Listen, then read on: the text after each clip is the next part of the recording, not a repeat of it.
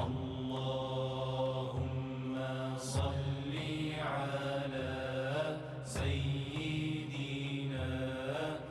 نبی مکرم صلی اللہ علیہ وسلم کی حیات طیبہ تمام مسلمانوں کے لیے مشعل راہ ہے۔ نبی کریم علیہ السلام نے ہر معاملے میں امت کے افراد کی رہنمائی فرمائی ہے کہ ان کا رویہ کیسا ہونا چاہیے۔ جب ایک انسان کے اوپر کوئی مشکل آئے، کوئی پریشانی، کوئی مصیبت یا کوئی آزمائش آئے تو اس نے کس طریقے سے عمل کرنا ہے، یا اس نے کس طریقے سے اس آزمائش کے اوپر صبر کرنا ہے، اس نے کیا کہنا ہے۔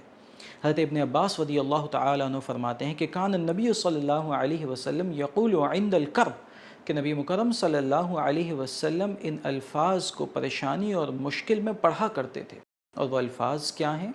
نبی کریم علیہ السلام نے ارشاد فرمایا: لا الہ الا اللہ العلیم الحلیم، لا الہ الا اللہ رب العرش العظیم، لا الہ الا اللہ رب السماوات ورب العرض رب العرش الکریم۔ ان دعائیہ کلمات میں نبی مکرم صلی اللہ علیہ وسلم نے اللہ تبارک و تعالیٰ کی چند صفات کا ذکر فرمایا ہے۔ اس میں سے پہلی صفت علیم ہونا ہے، یعنی کہ اللہ تبارک و تعالیٰ ہمیشہ سے علم رکھنے والا ہے، ہمیشہ جاننے والا ہے۔ اور مراد یہ ہے کہ اللہ تبارک و تعالیٰ تمہاری پریشانیوں کو، تمہاری تکالیف کو ہمیشہ سے جاننے والا ہے۔ دوسری صفت صفت حلم ہے، یعنی کہ اللہ تبارک و تعالیٰ حلیم ہے۔ حلیم کا معنی بردبار کے ہیں، حلیم کا معنی پکڑنے میں جلدی نہ کرنے والے کے ہیں، یعنی کہ اللہ تبارک و تعالی بندوں کو پکڑنے میں جلدی نہیں فرماتا۔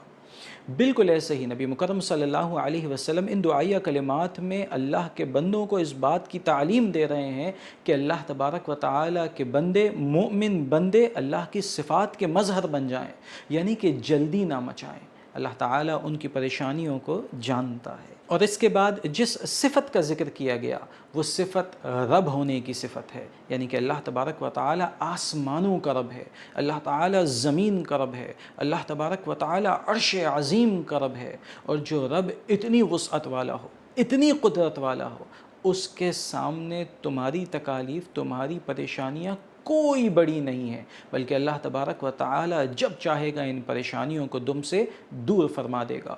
اس کے لیے ان پریشانیوں کو دور کرنا تمہارے لیے کچھ مشکل اور دشوار نہیں ہے۔